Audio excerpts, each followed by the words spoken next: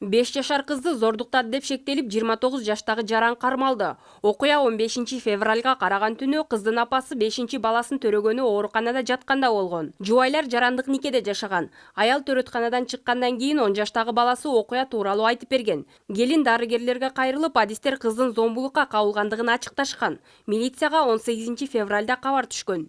Кылмыш иш козголгон 130-беренеси менен. Андан тышкары деген соттук медициналык экспертиза дайындалып жатат.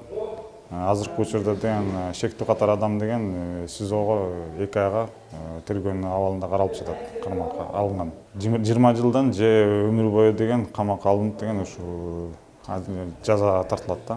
Кылмышка шектүү жаранды тааныган шаар тургуну Адилет Калыгулов кылмыш жасады деген адам 5 жаштагы кыздын апасынын 3-чү жолдошу экендигин ачыктоодо. Өкүл атасы милиция кызматкери болгондуктан шектүүнү чыгарып алуу аракеттери көрүлүп жаткандыгын билдирди. Мага келип мына 1,5 жыл мурда жардам берип коем деп өтүнгөн. Анан эмне жардам десем, ошо колуман бардык нерселер келет.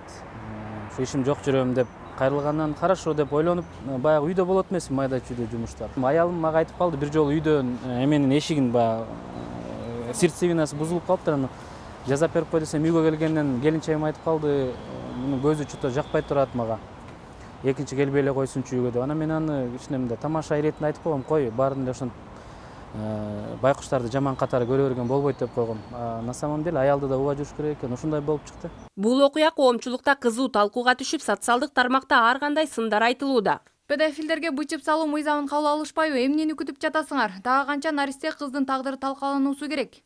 Депутаттар качан бычуу мыйзамын кабыл аласыңар? Качан кыз калбай калгандабы? Короче, акча чечет. Ким көп акча берсе ошол утат. Көрөсүңөр, эртең жым болушат. Каяктагы жок мыйзамга башын тыкпай ушуга окшогондой ойлобойбу Дастан Бекешов? Педофилдерге бычым мыйзамын киргизбесе, көрүнгөнү көрүнө, көрүнбөгөнү көмүскөдө кала берет. Бул биринчи ирет болуп жаткан жокко. Шапкеңерди баса кийип, уялбай, ушундан уялып кесип сала турган мыйзам чыгаргылачы. Мындайларга өлүм дагы аздык кылат. Жаш балдарды зордуктаган педофилдерге мыйзамдагы катаал жаза керектиги сунушталып бүтпөй келет. Анда жаш балдарга сексуалдык зордук, зомбулук көрсөткөндөрдү кастрация колдонуу зарылдыгы жыл сайын талкууланып келет. Бирок укук коргоочулар жазаны күчөтүү менен эле маселе чечилип калбайт деп эсептешет.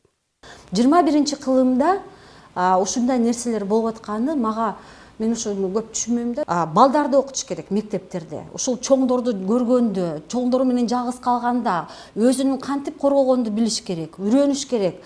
Өзүнө бир кандай кордоо болуп келатканды кантип таанып, ошондо түшүнгөндө эмне кылыш керегин ошону үйрөтүшүбүз керек. Кыргызстандын кылмыш жаза кодексинин 129-беренесинин 3-бөлүгүндө жаш жетелектерди зордуктоого каршы чаралар жазылган.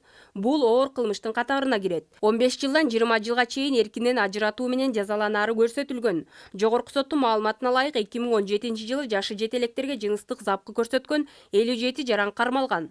Тазагүл Эмилбекова, Нурбек Тарманов, 7 канал, Бишкек өкүлчүлүгү.